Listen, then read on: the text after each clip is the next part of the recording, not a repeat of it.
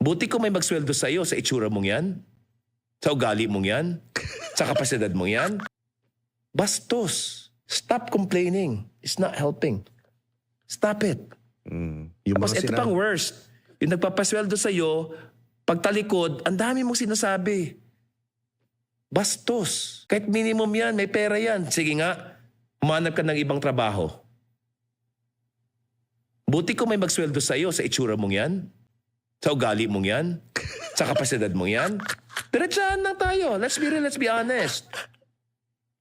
Tapos sabi, buti ka mayaman ka, kaya ako yumaman kasi yan ang ugali ko. Sinasabihan kita, baguhin mo yung ugali mo. Be grateful no matter what, may oportunidad ka. Bigay mo buong buo kahit maliit ang sweldo mo. Bakit? Popromote ka niya eh. Tinitest ka lang. Pangatlo, gumaling ka.